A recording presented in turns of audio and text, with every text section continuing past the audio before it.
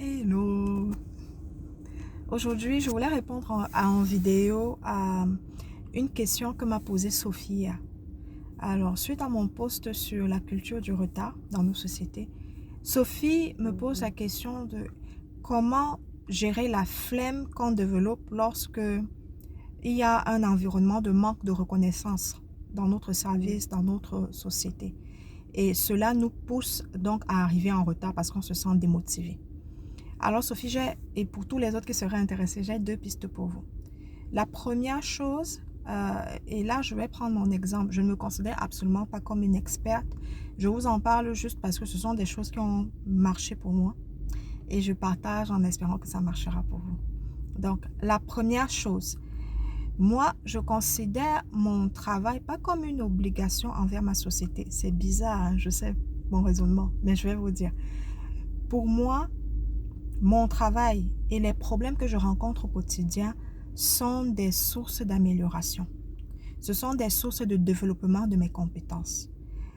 Et j'ai eu des chefs de tous ordres, des coopératifs, des gentils, des pas gentils, donc on se connaît.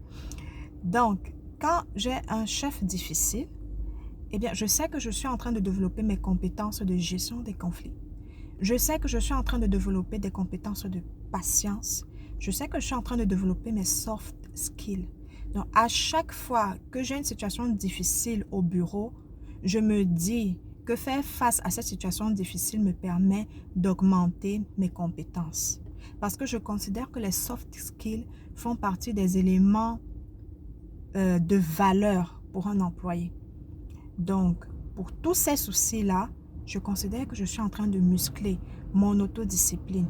Je muscle ma patience. Je muscle mon ardeur au travail. Je muscle mon organisation. Je muscle ma gestion de conflits, etc., etc., etc.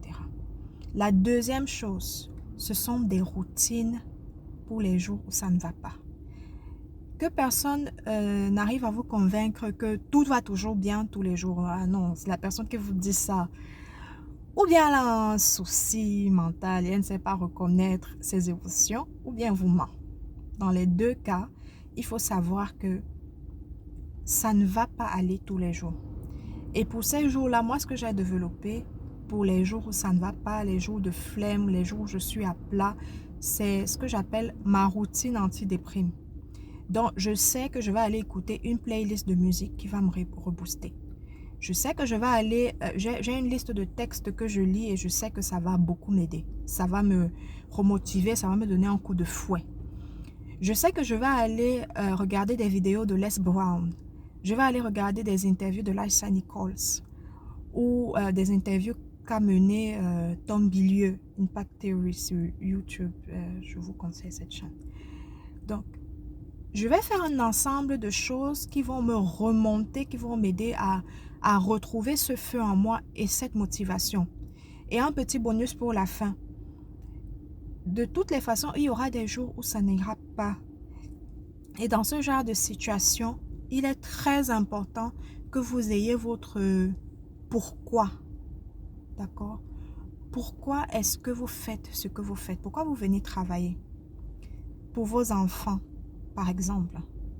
Pour qu'ils aient un avenir meilleur. Pour pouvoir leur offrir et offrir à votre famille ce dont ils ont besoin. C'est à chacun de vous de définir votre pourquoi.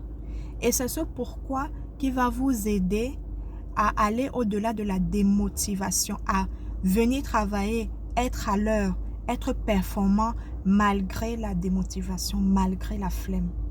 Donc voilà, c'est ce que je voulais partager avec vous. J'espère que cela vous sera utile et bonne journée, à demain.